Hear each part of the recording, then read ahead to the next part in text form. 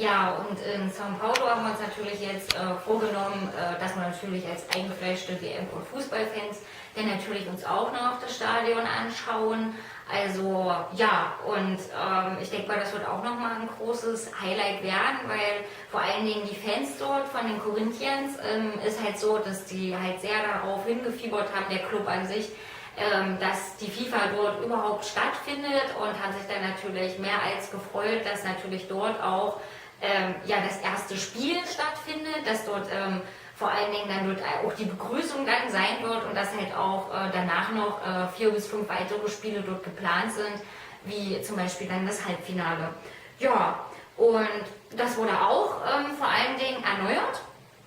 generell für die WM, und das Schöne ist halt, dass es im Osten der Stadt liegt und dass es halt eher da so die Stadtviertel sind, wo halt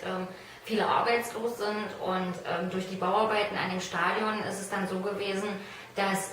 mehrere Leute einen neuen Job bekommen haben, dass sie auch gewährleistet wurden, dass sie danach auch noch einen anderen Job bekommen auf dem Bau. Dadurch ist die Arbeitslosenzahl natürlich nicht weiter größer geworden, sondern dann eher gesunken. Und das Schöne ist auch, dass man dort auch seine Ausbildung machen konnte, weil in Brasilien ist das halt dann nicht so, aber ja, und da sieht man halt, dass auch durch den Fußball, durch Stadien auch ja, Arbeit erhalten wird, dass man natürlich dadurch auch junge Leute unterstützt und auch die in den schlechten Vierteln. Und ja, für die Fußballfans dort vor Ort, für den Sportclub war es halt eine sehr große Freude, dass halt vor allen Dingen dort die Spiele ausgetragen werden, und ich glaube, dass dort auch nochmal sehr, sehr viel los sein wird, und